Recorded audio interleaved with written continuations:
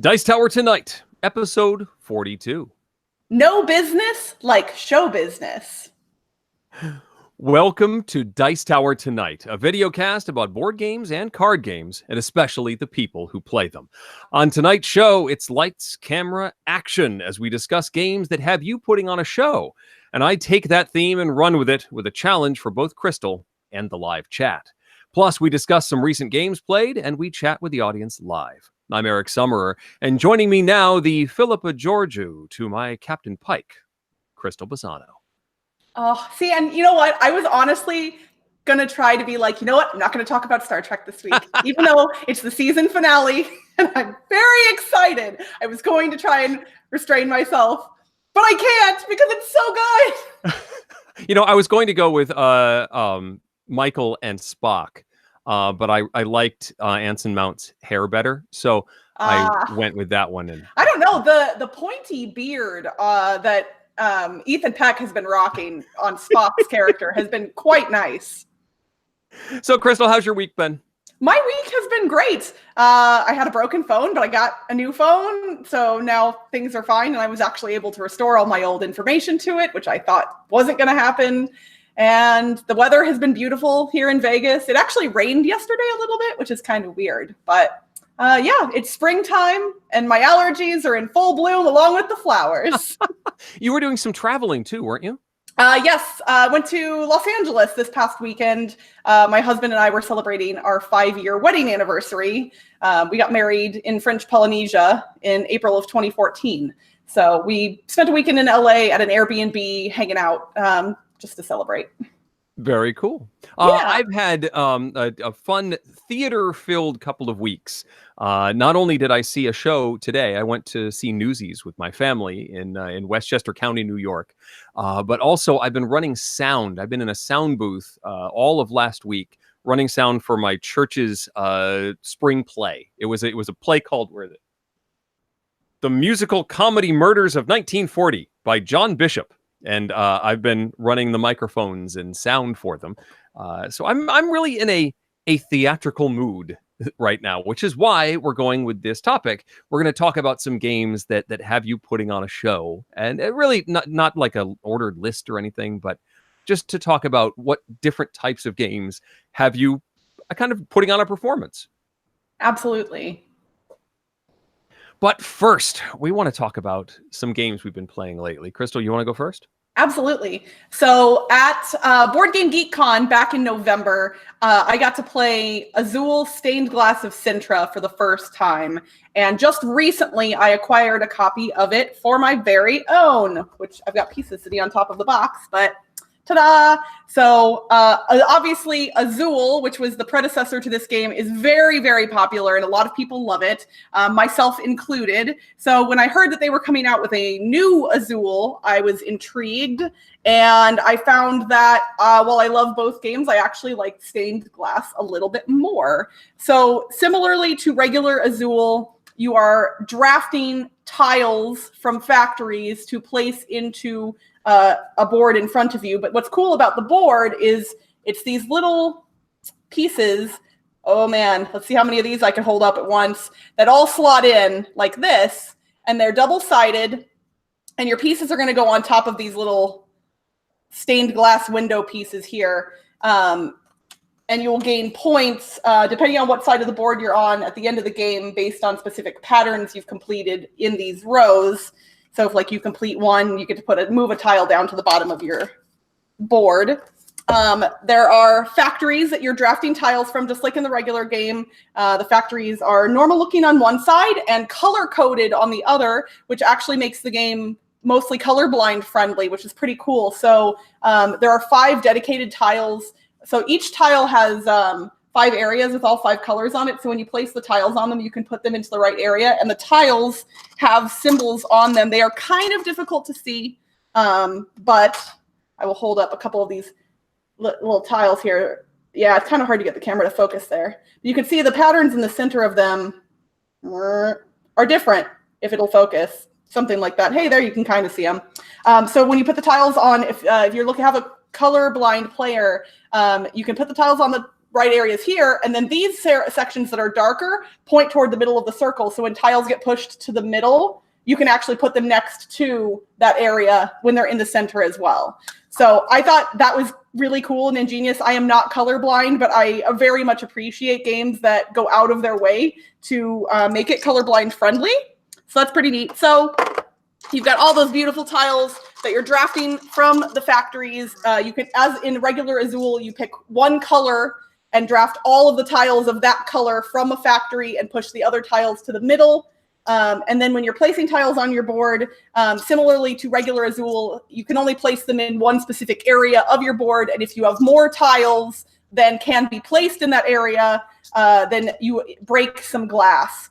And what's interesting about broken glass is you just have a track that you keep track of on the score tracker. Every time you break some glass, you move down on this track and you'll get negative points at the end of the game based on how much glass you've broken. Scoring, I don't need to explain in detail, but basically this game is very similar to Azul at its heart. But when I play this, I feel like I have a little bit more agency because instead of just having to draft tiles on your turn, you also have the option to reset your glacier. So on that board that I was talking about, when you put tiles in a specific column, you have to move your little token, your piece, to that column, and you can only place tiles there on out, either on that row or rows to its right. You can't go to a row on its left. Kind of hard to explain without the things up here, but I can't hold that many things at once. But as your action, you can take that little dude that's signifying where you can place stuff, and you can reset him to the very end of your track so you can place anywhere again. And what's cool about that is in regular Azul, sometimes you end up getting kind of like hosed if there are a bunch of tiles of a color that you can't place somewhere and they all cause you to get negative points. In this game, when it gets around to your turn and you don't want to take the tiles that are left, you can just be like, oh, I guess I'll just reset my little dude instead. Now, obviously, if the other players have that ability as well, it might get around back to you, but at least you have an option. Because in regular Azul, sometimes there's just nothing you can do. I feel like in this game, I have a little bit more power over what's happening. I don't think if you own regular Azul, this doesn't offer enough differentiation that you would need to own both. But if you haven't bought either, I think I prefer this one. I like this one a lot. Regular Azul is great. It's fun. It's worth getting for sure. But this one is my choice. I like it a lot. That's awesome. Yeah, I like this one too, and I think I agree. I like this one slightly better. I don't think you need to own both. My son won the original in a raffle at a local convention, so we have that one. So we probably won't be seeking stained glass out, but I would, if I was in front of both, I'd prefer to play stained glass. And I like that you mentioned that stall tactic of moving your glacier over to the first slot again. It gives more opportunities for timing, which is very important here. You know, when it comes back to you, what options do you still have available to you? And resetting opens up your options, but it also stalls you a turn. It's neat. I really do like this one. Speaking of my son, I saw him in the chat. Noah, you're supposed to be in bed, so go to bed. Anyway. Oh my gosh, I love it. So my game to talk about is Escape Tales: The Awakening. Now, I know that Ambi talked about this on Board Game Blitz, Crystal. Have you played this? I have not. It is on my wish list. Based on what I know of it, I think I'm really going to like it, but I have not gotten a chance to play it. Okay. No spoilers here for those of you who haven't played this game. This has been kicking around in my bag since Essen. And spoiler alert, I really liked it. So Escape Tales: The Awakening is a new system from Boards and Dice. Yeah, Board and Dice games. And it is it's an escape room, but unlike most of these escape style games, there's no timer. So you can continue to play in, whatever speed you're moving along. You can pause, stop the game. There's a system for marking down how far you've gotten. The main mechanism is that you've got this grid, and then you will be told, and I'm showing the starting room here. So again, no spoilers, but you have these map tiles, map cards that get placed in this grid. And so you have action tokens. Ta-da! And when you want to do something like explore, so let's say I want to look at this writing on the wall, that is quadrant A1, and I have a little map card that says, if you want to explore A1, put one of these tokens on here, and then look up in this storybook a particular paragraph number. This is a paragraph-based game. You got this big old storybook with lots of paragraphs and story elements. Again, you can't see a whole lot, but you can see how many paragraphs there are. So you'll go to that paragraph and it will tell you what you find. Sometimes it's nothing, like it was just a stall. It was a dead end. Other times it'll give you a minor clue that can lead you toward something. Others it will say, take this item from the item deck, and now you have this object that you can interact with.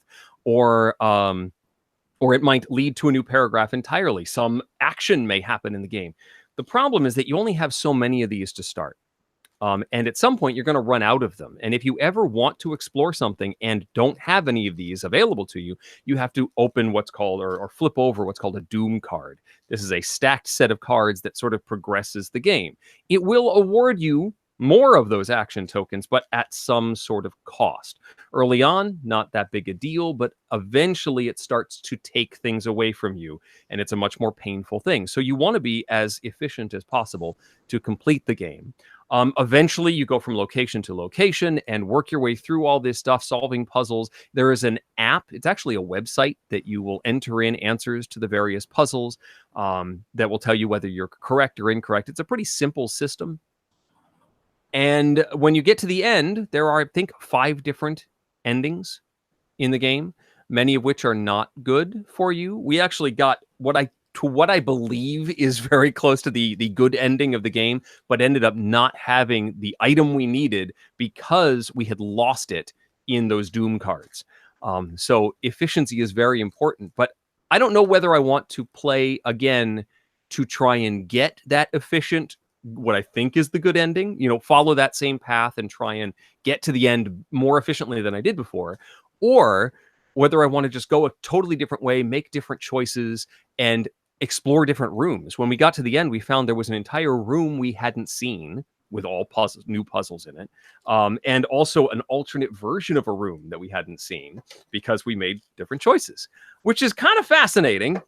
I love the system. The theme, as others have stated, is a little dark. There's, there's ritual sacrifices and, demon characters and stuff in here. There's a girl in a coma that you're trying to wake up.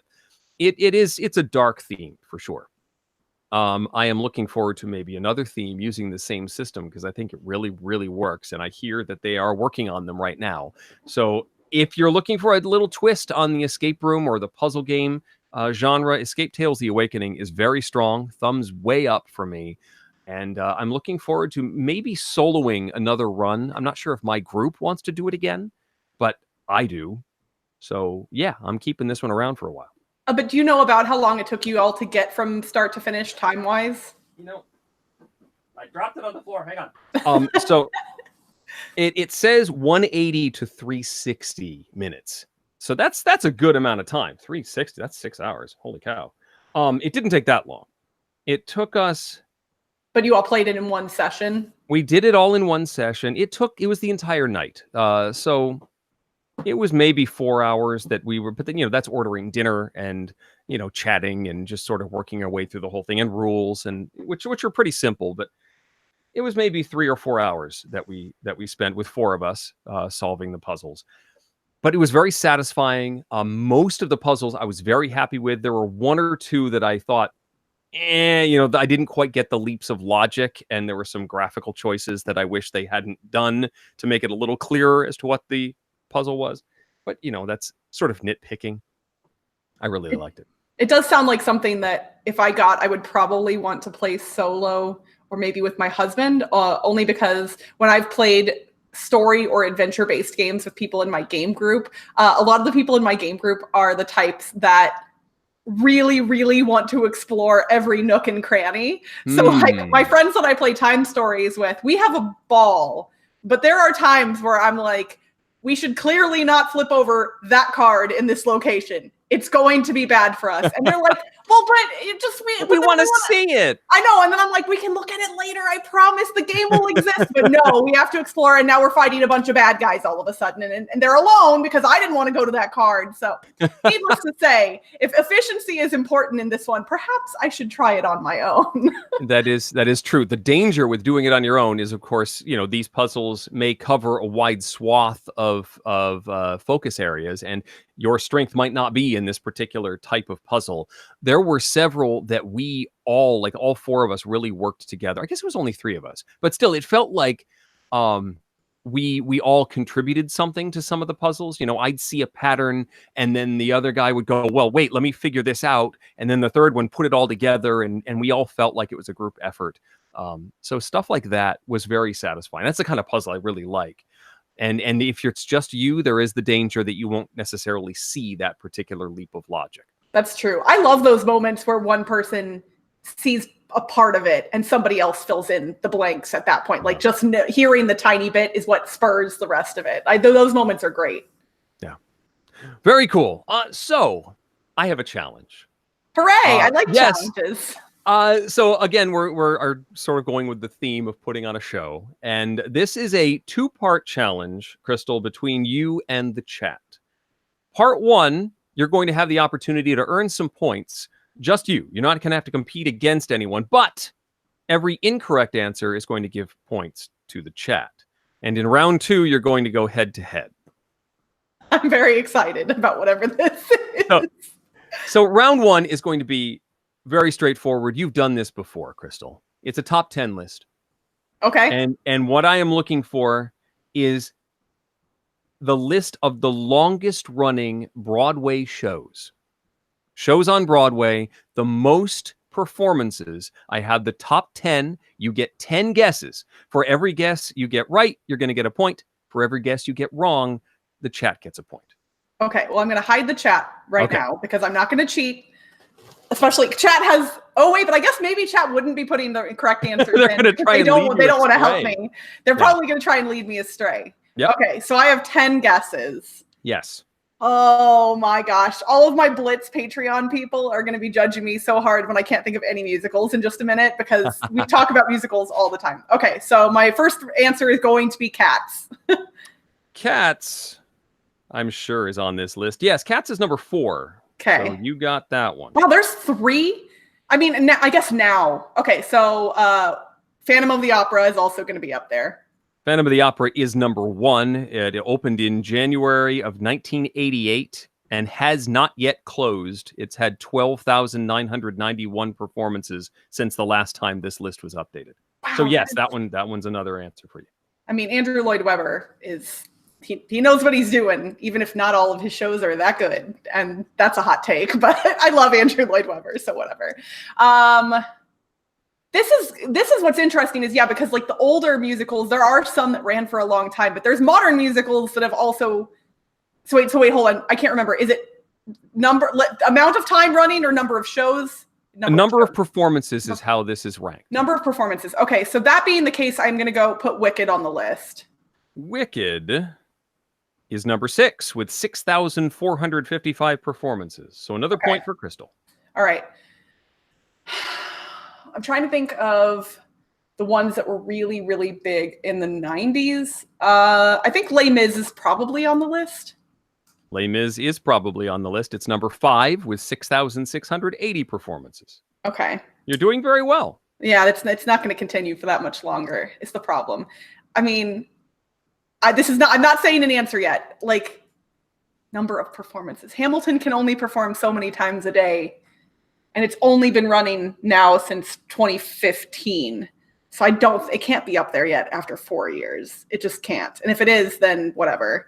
I'm one of the idiots who paid a bunch of money to see it the first year. So,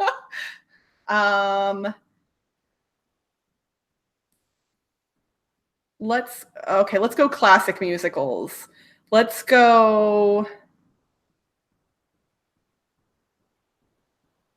Cabaret. Cabaret not on the list. Okay. I didn't, not in my scrolling did I see where it was, but it is it's not in the top 10. Okay. My Fair Lady. My Fair Lady sounds like a classic that would be on the Yeah. list. It's going to be more modern stuff. I should probably... Yeah, My Fair Lady is not on the list. Not Another on the point list. for chat. That's 6. Okay. 80s and 90s musicals that have run for a really, really, really super long time. What's the stuff I sing when I go to karaoke? Yes. I mean, There that's... was a lot of musical karaoke when I last sang with you. Although a lot of the stuff I do is more modern generally, but I'm trying to think if there's any other Andrew Lloyd Webber shows that would have had a lot of performances. Or you know what, let's go Hello Dolly. Hello Dolly, another classic that is not on the list. And I know that's not Andrew Lloyd Webber, in case my trains of thought got confusing there. Another point for chat. Okay, chat's gonna get some more points here in a second.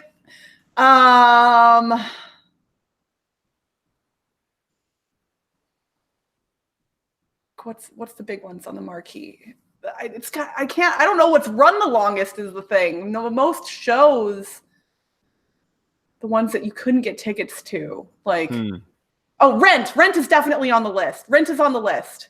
Has to be. You think Rent is on the list, huh? It has to be. Rent is number 11.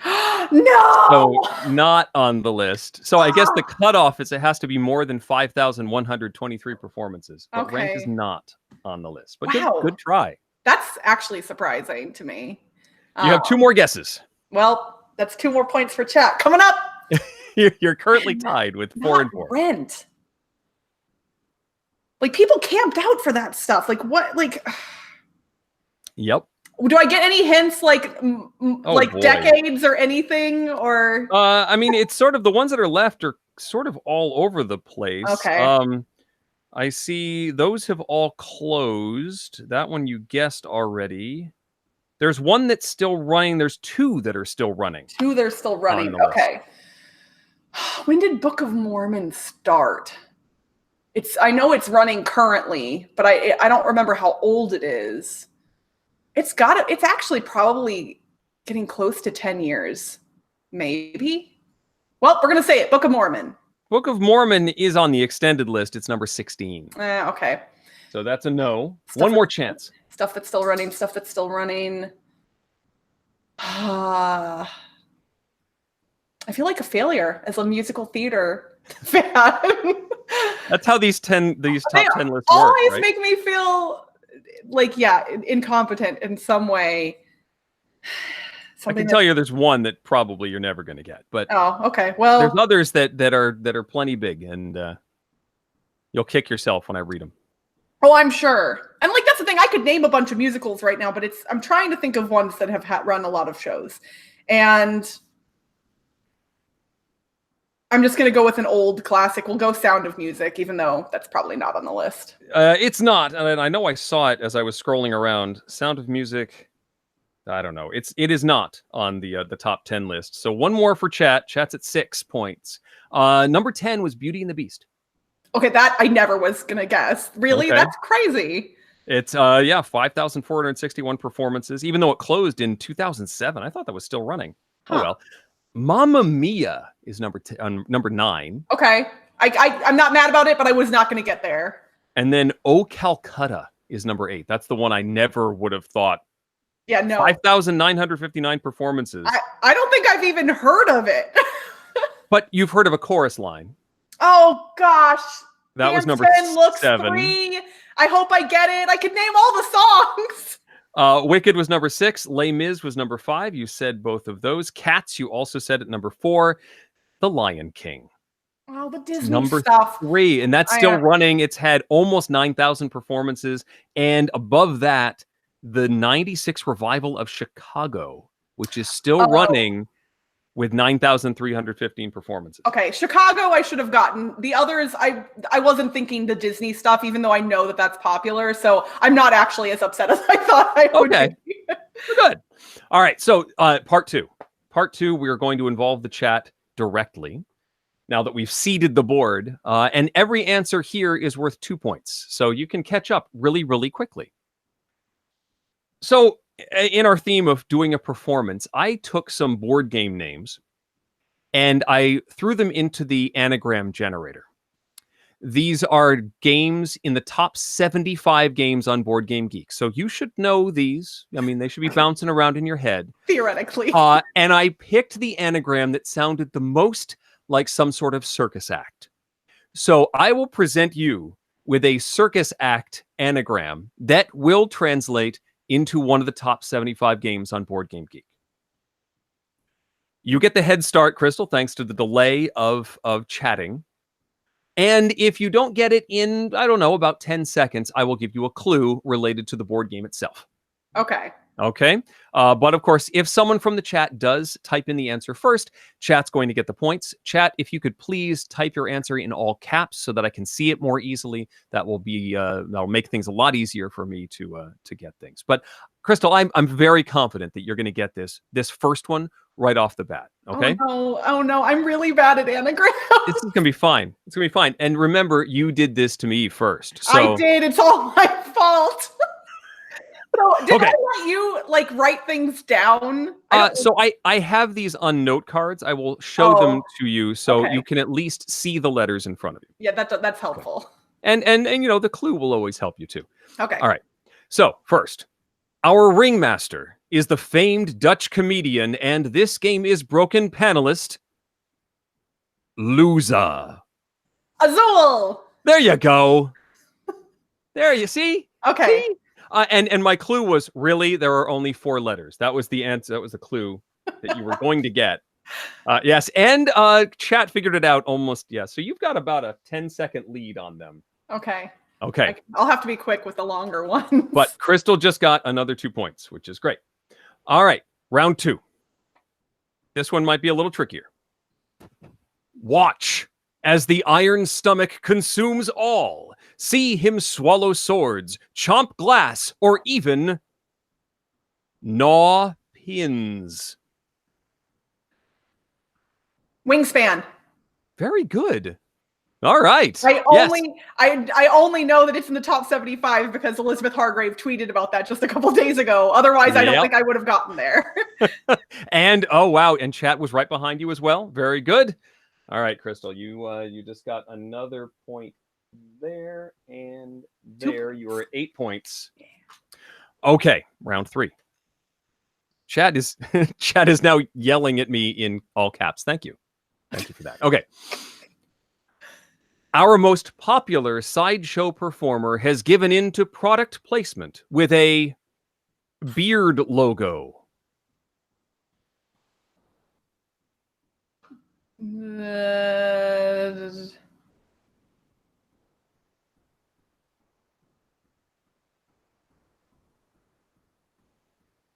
And here comes the hint. Vikings might be mad if you don't get this. Oh, chat beat you. Okay, I saw that coming probably. So what was it? Well, did the clue help? Somebody just guessed Azul. Yeah, no. Vikings will be mad. Oh, it's Blood Rage. It is Blood Rage. Noah in the chat managed to get it before you, though, so that's going to be a... Your Noah or a different Noah? No, not mine. I think mine has gone to bed, which is good. That would be impressive, because I don't think he knows Blood Rage. All right. Here we go. What is this? Round 4 of 7. I have 7. Okay. Okay. Gather round and submit to the rule of our performing dogs with canine despotism. Well, that's the best anagram ever. Oh, I should stop talking so I can look at it.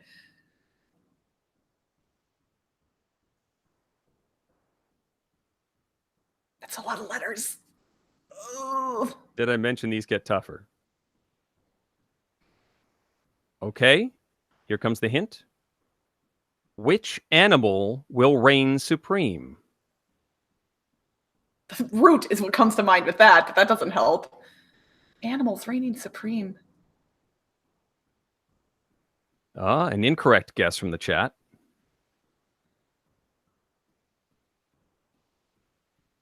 See, and they have access to Board Game Geek, too. They do. It is not Dogs of War, which was guessed by the chat. Which animal will reign supreme?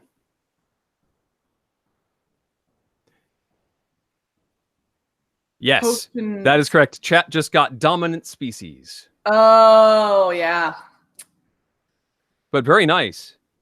Cremaster 77, guess that one. And a few right behind it. I just really liked Canine Despotism. Oh, that's All right. great. So chat has taken the lead with another 2 points. Okay. 3 more to go. See the result of our lion tamer's attempt at discount dentistry with Fangs, Trimmer, Roar.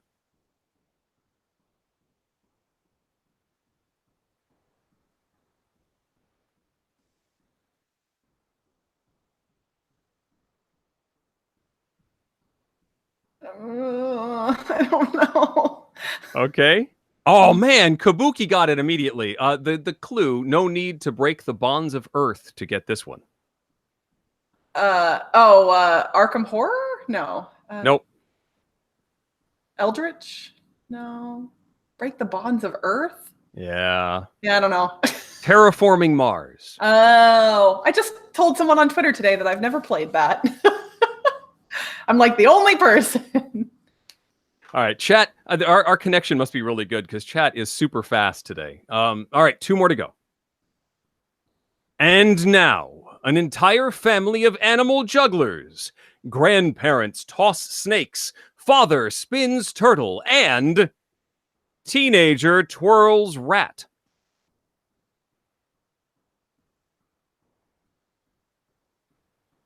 It's too many letters. My brain can't do this. I know. I'm going to give you the clue now. Keep the cattle moving and figure this one out. Great Western Trail. Aha! There you go. I still have a chance. Yes. I got to keep you in the running, right? Right? Otherwise, there's just, no suspense. Although somehow I've managed to do this so that there can be a tie. So either there will be a tie. Oh, somebody said Twilight Struggle. Yeti in my spaghetti is also wrong. Thank you, chat. We can make the last one worth 3 points instead of 2. Last one is worth, well, why not 10,000 at that point, Crystal? I mean, Ding, ding, seriously. Ah!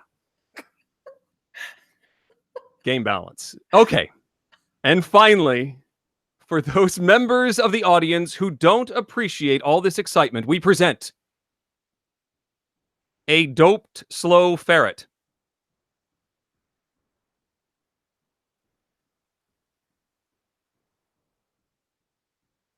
Oh, come on, brain. It's not Merchant of Venus. And it's also not Azul. Thank you. A level 4 Dwarven Ranger could solve this puzzle. Gloomhaven. No. No. World's Fair. No. Whoa. Plow. Trying to make words that have W's in them. It is not Space Cadets Away missions. Talk again so I can see the letters. Okay, a level 4 Dwarven Ranger could solve this puzzle. It is a worker placement game.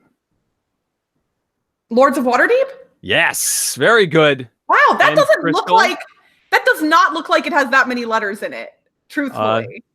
Lords of Waterdeep is no, right. I believe you. It's just like, it's one of those things like, it's, yeah. Yay! You did it! I did win! With 10,010 points, Crystal wins the game to the chat's 12.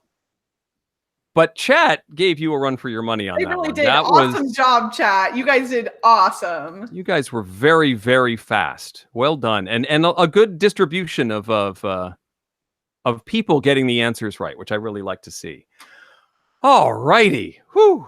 That was a lot of things to hold up and write down. And okay. Let's talk about some games that let you take the reins and put on a show. Crystal, why don't you go first? I've been talking a bunch. Okay. We talked about this category in 2 different ways. There are games that simulate the business of show business in certain ways, and then there are games that allow you to be a showman of sorts. And I think the first type of game can probably appeal to gamers of pretty much any type generally. That would be stuff like the networks, where you are a TV executive running a television network, or Shakespeare, where you're running a Shakespearean theater company, hiring actors, putting sets together, that kind of thing. But the latter, where you are generally being forced to improvise or act things out or sing or dance, I think that only appeals to a certain subset of gamers, because not everyone is comfortable putting themselves out there like that. I am not one of the people who is afraid of doing that, surprising no one. I love games where I get to make a fool out of myself. So those types of games are really fun for me. Stuff like Time's Up or Cranium, or even like, I know you're the Flux reviewer in the Dice Tower. I'm not generally a fan of Flux anymore, but I have really enjoyed the versions of Flux that make you interact with the IP they're associated with. So like, I have Monty Python Flux, and when you have to sing the songs or quote the movies, that kind of stuff is pretty fun. And I think that's a little more low key than some of the other performance-based games, because they're one-offs. And if you're familiar with the IP, then it's not super stressful. So. Yeah, it's not really an improv sort of thing. It's much more of a, let's remember something we all enjoy. I mean, if you're playing Monty Python Flux with a group, you're assuming that they're Python fans, and so they're going to want to do that. I agree, though. I think it's fun to break into song or quote movies, and I don't remember what other IPs of Flux have you doing it quite to that level. That's the one I am most familiar with. So I just kind of assumed that other IPs did it similarly, but that might not be the case. That's the one that stood out as being a let's all perform and speak in silly accents sort of thing. I don't think, say, like Star Trek doesn't have you doing that. I will admit the new one, Star Trek Flux Deep Space Nine, comes out soon, or Gen Con, I don't know, sometime in the near future. And that because now they have original series and next gen, and they're going to have Deep Space Nine also. And so is there also a bridge expansion to connect probably a wormhole expansion to connect it to all three? Oh my gosh, they should definitely do that if they haven't already. And also, can I have a Star Trek Discovery board game, please? And thank you, people, anyone. No? I mean, I don't make those decisions, but I'll pass it on to anybody. Yeah, use what little power you have for good, please. Get me a Star Trek Discovery board game. That would be. I mean, maybe we need a few more seasons under our belt to just get more content to make a game out of. But true. Who knows? So I agree with your distinction. Of the planning types of games, I also wrote down Colosseum. Where you're sort of putting on a show, and the one time I played it, for some reason, I don't know whether Tom insisted upon it, but we had to give a description of every show that we put on. So we were acquiring all these tiles and then putting on a show once you got all the proper pieces, and then we had to explain what happened in the show. And a potted plant became the star of all of my shows. I don't know why. Dream Factory, or Traumfabrik, is a classic Reiner Knizia game about the movie business, and you're acquiring actors and movie scripts and directors and all sorts of pieces to put on these shows. But it is at its heart an auction game with a closed money system and stuff like that. So it's a thinner theme than having to sing or dance. As far as the other side, I wrote down Film at 11, which is an improv game about doing a newscast. One that I sought out a few years ago at Gen Con when it was a small press game. They've since come out with a much larger print run, a glossier print run that my son picked up in a play to win, that he tested out and really enjoyed, but I have yet to fully do just because I haven't found the right group for it. But it's all about making up news stories and then having those news stories recur and come back, and the story expands as you go. But Wait, There's More is a game about advertising. You have to sort of come up with a sales pitch on the fly, and then move as your product specs change. People can play additional cards that change how your product behaves. Bad Medicine from Gilhova does that too, which is kind of fun. Oh yeah, and there's a snake oil is similar as well, right? Yes. Yeah.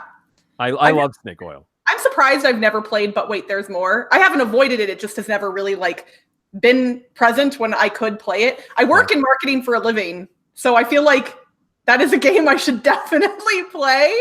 Or is it one you want to avoid? No, I don't think so, because I like the creative aspect of my job is what I love the most. Like coming up with taglines or sales pitches or ways to sell a thing are what I really like.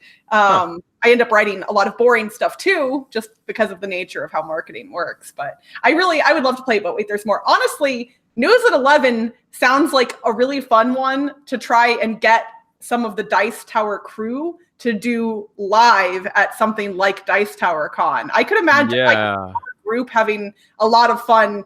Like, I mean, come on, it can't be worse than Magical Athlete Live last year. So yeah, that one would, and I think Tom has said this about that particular game as well, that it almost feels like there should be an audience. Yeah, I would enjoy doing that. That would be fun. The last one on the list for me is Meeple Circus. I still haven't played it. Oh my goodness. Okay, I checked it out of the BGG Con library, had it with me, and then somebody had another game that I wanted to play, so I played that, and I checked it back in, and I still haven't played it. I like the structure of Meeple Circus in the sense that the first 2 rounds are simultaneous. Everybody's just sort of getting used to the pieces and maneuvering what they have as the music plays. It's like a 2-minute timer, and you're positioning all these pieces that you've drafted to begin with, and trying to score as many points as possible. So you sort of get used to the system, the pieces you have, the types of scoring that you're trying to do in that particular game. And you do that for 2 rounds of drafting and then putting things together. But then the final round, the third round, the big point scoring round, is a 1-on-1 performance. One person goes at a time. And they usually involve, in the last round, you draft these tiles that are like performance challenges that have you standing up and taking a bow every time you hear applause in the soundtrack, or have you pretending to eat a sandwich for 30 seconds, or having to jump out of your seat every time the cymbals crash in the soundtrack. So these performance elements that are silly activities, but then everyone is watching you as you put on this show. And it's amazing how much more difficult it is to do this dexterity element when you're the only one doing it. When the pressure is on, like when everyone else is doing it, you can make these complicated structures and balance the ball right there on the feet of the acrobat. But when everyone is watching you and you're also pretending to eat a sandwich, you have a lot more trouble getting it all to fit together and stay up for the period of time that you need to do it. I'm gonna love that game. I know I am. I just haven't played it. That one is a blast. So, I mean, back to your earlier point, Crystal, it is tricky with some of these performance games. Meeple Circus, maybe not so much, because you're told what you need to do. You don't have to be creative. I have relatives who get very nervous on some of these games. There was one that I tested a long time ago, the name is escaping me, that had you having to write song lyrics or poetry on the fly. You know, let's start the 2-minute timer and write some poetry. That is Cyrano? There's a poetry game called Cyrano that's out of print that I've been wanting to try and get a copy of. I don't know. That wasn't it. Okay.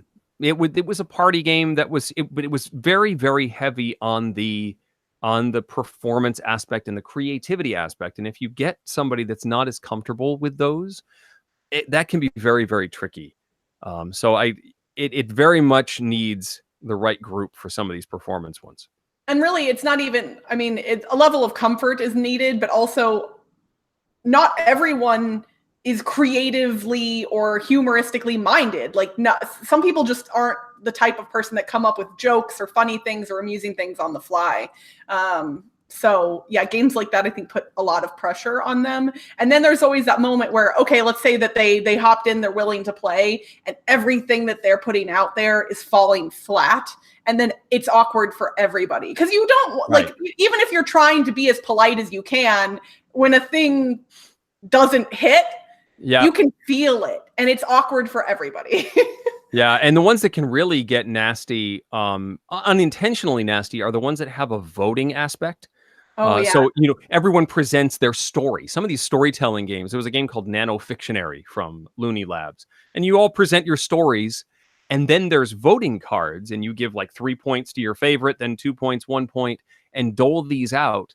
And when somebody has that awkward round, when something just doesn't land, and then they get all the zeros, or they get very few voting cards, that really just doubles on top. And that can put some, bad vibes in the air. Um, so I have to be very careful bringing out those performance games with a crowd that is not going to be less receptive to it. If I was hanging out with doing that theater show that I've been doing, if I brought that out at the cast party, I think it would work for a good portion of them, just because as on-stage performers, they're going to be more willing to go be out there and treat this as an improv game for Film at 11 or something like that. Or Rory's Story Cubes. You can use those as an improv game and a storytelling game. That group, absolutely, you can run with it. But when there's voting involved, that can even make a more bitter flavor on the whole thing.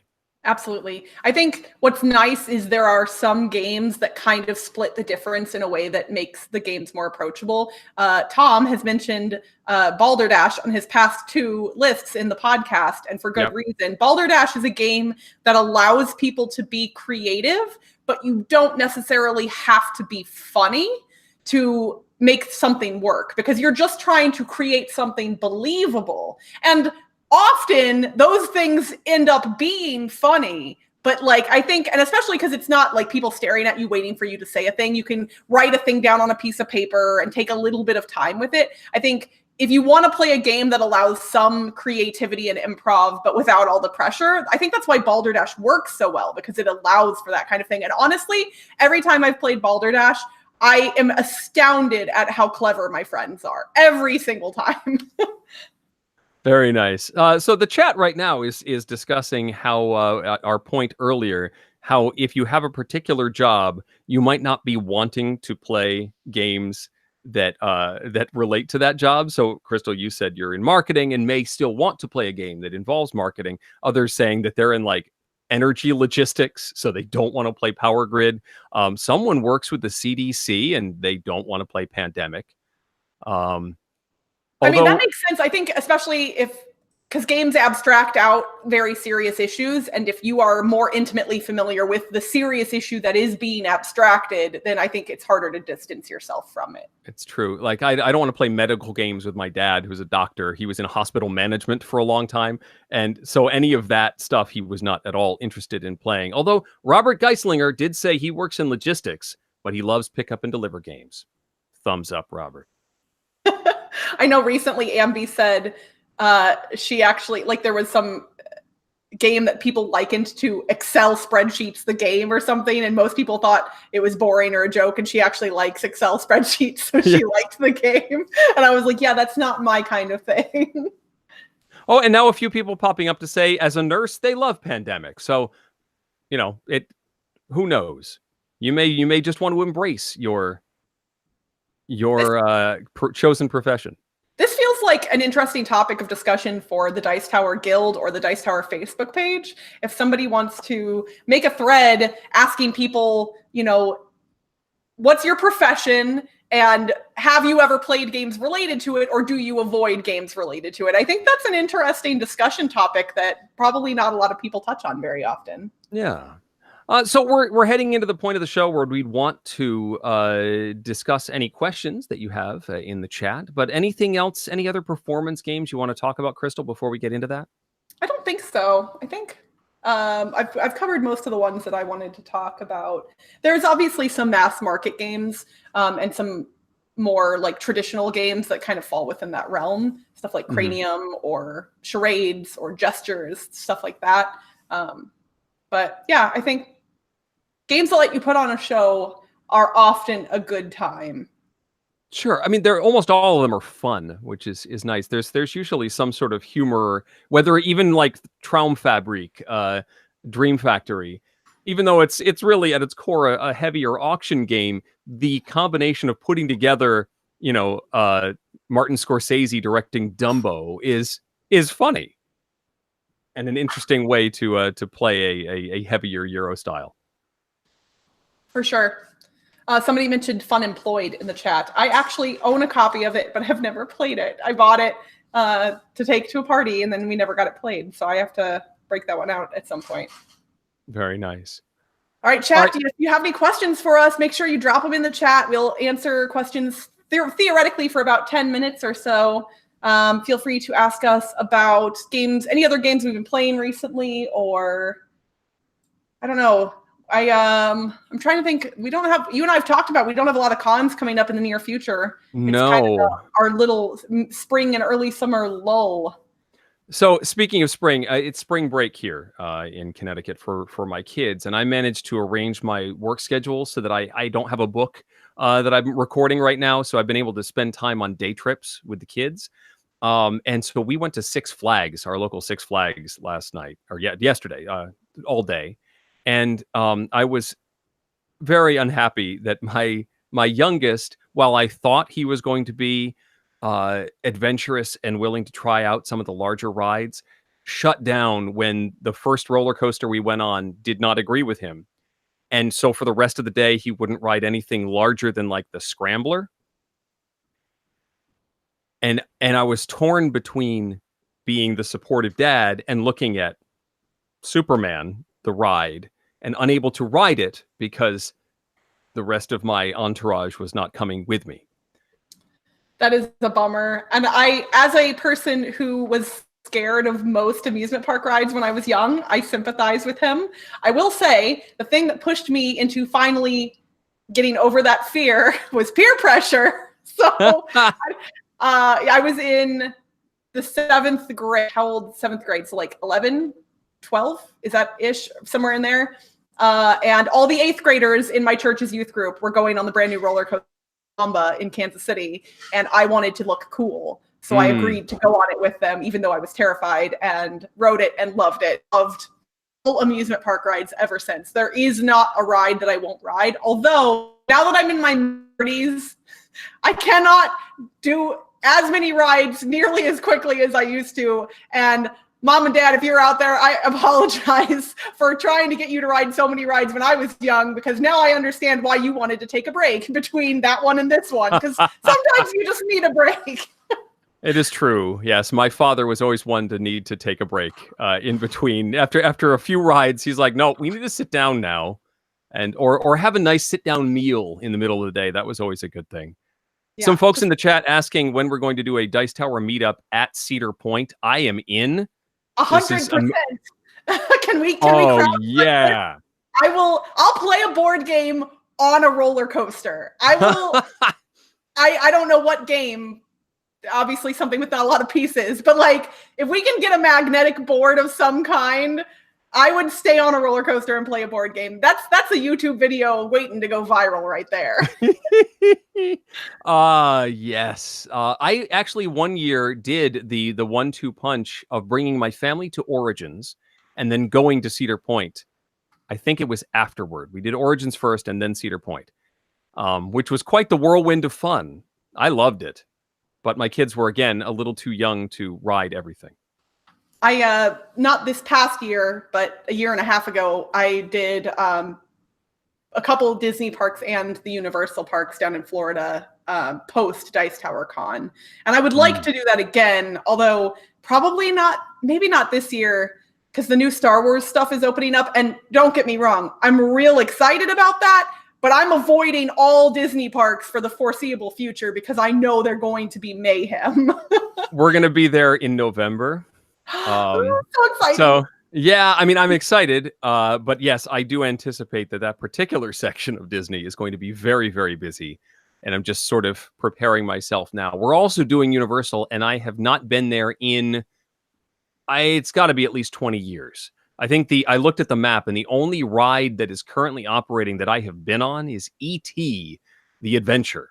Everything other than that is brand new to me. 20 years ago, okay, so I actually visited Universal in Florida in 99. I know because I was there for New Year's Eve for the new millennium. Like I was a teenager and I visited there. The Spider-Man ride was there at that point. It was brand new. And as of a year and a half ago, it was still there. Yes, I have not been on Spider-Man. Okay, So but I've even earlier than that. and it still impresses. All these new rides that are combining the physicality with the 3D video, like they're new-ish. Like Spider-Man was doing that 20 years ago, and it's mind-blowing to me. But yeah. Very cool. A few people asking if we're excited about the new Star Wars film. Yes, I will say yes and yes. Yep. I want all of the new things. Although I will admit I did not watch the trailer. Oh. I used to be a person who didn't care about watching trailers, and with like the superhero movies and Star Wars, I've kind of stopped watching any trailers. And I think it's just a matter of like not setting expectations. I have enjoyed all of them thoroughly. Yeah. And I don't need to get myself any more hyped up about things. Or sometimes the trailers kind of they spoil funny moments, or like even if it's not important stuff, I just want to go in and see the thing. Yeah. I think, in general, filmmakers have gotten better with keeping things to like general set pieces and trying not to spoil too much in what they give you at that point, to the point of like the Avengers trailers actually giving you alternate versions of scenes so that you can't piece together the plot from the trailer, which they've admitted to doing, which is interesting. It's weird to see something in a trailer that then isn't in the movie. Yes, it's true. Do you want to hear? I actually know of the very first time that I noticed that happening. I know what movie it was about. Spice World. There was a scene in the trailer for Spice World, the Spice Girls movie, where all 5 Spice Girls are in a bathroom and they come out of the stalls and one of them has toilet paper stuck to her shoe and it's this haha funny moment. And I went and saw the movie very excitedly and was upset that that scene was not in it. My poor little Spice Girl heart was broken. Sure. Yeah. Try segueing out of that. Why don't you? I don't even know where to go with that.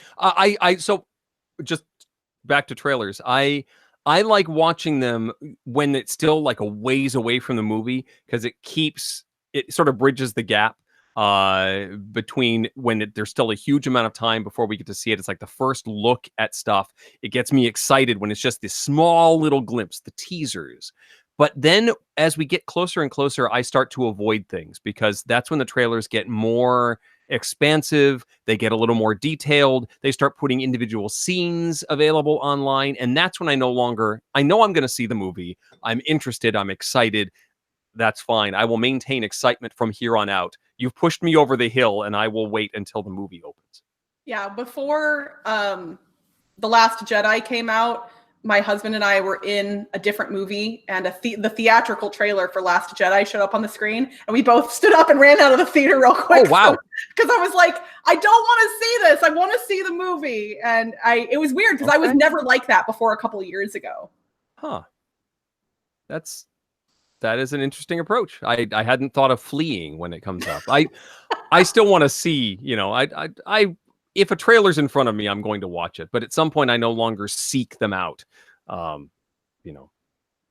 will go see it. I've already got my tickets, or I don't have my tickets. But at the point that I've planned to go, I don't really need to see the trailers anymore. That makes sense. Are you? Someone asked about a new Star Wars board game, which I don't know about. Have you heard of a new one? Yes, but I don't remember now. I know there is a new one. Hold on, I'm pulling up Board Game Geek because I feel like it'll even maybe be in the hotness still. It's not like super new. Outer Rim, maybe. It's in the hotness. Coming out this year. This one, what type of game is it? I don't even remember. Chat is agreeing with you. Star Wars Outer Rim. I know nothing about it, so I haven't seen that. Yeah, I don't. It's a replacement for my favorite game, they say? It's a pick up and deliver game? Oh, which would mean it's it's like smugglers taking stuff around, so it's probably more like a Firefly replacement. A game of bounty hunters, mercenaries, and smugglers for 1 to 4 players. Okie dokie. Well, yeah, I guess I'm interested. It's going to take a lot to beat Merchant of Venus, I'm telling you. But sure, bring on the challenger. Why not?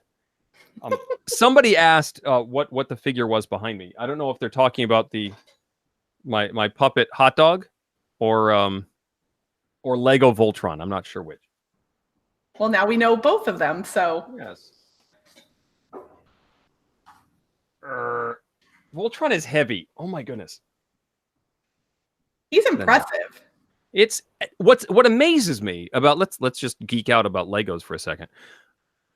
This arm is fully posable and has been holding that sword in the air for months. It just stays put. I've never had a Lego construction that is this posable.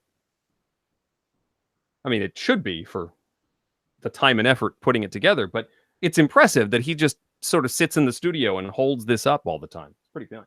That is definitely impressive. Lego knows what they're doing. They make some really neat kits. It's pretty sweet. Yeah. Well, it looks like the questions have slowed down a little bit in the chat. It is true.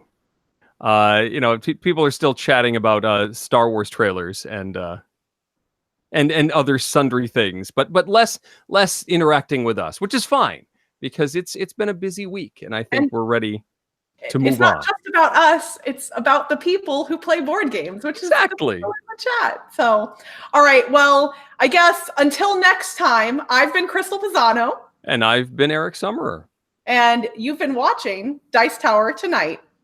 Thank you for watching. Promotional consideration has been provided by game publishers in the form of review copies of games.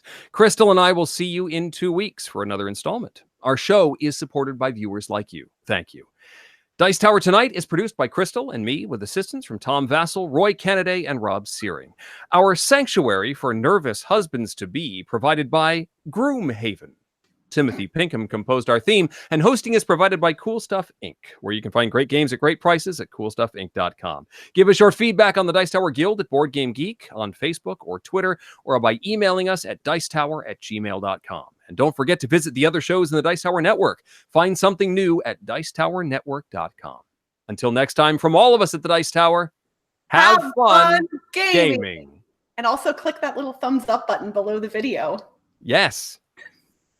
Twice if you want.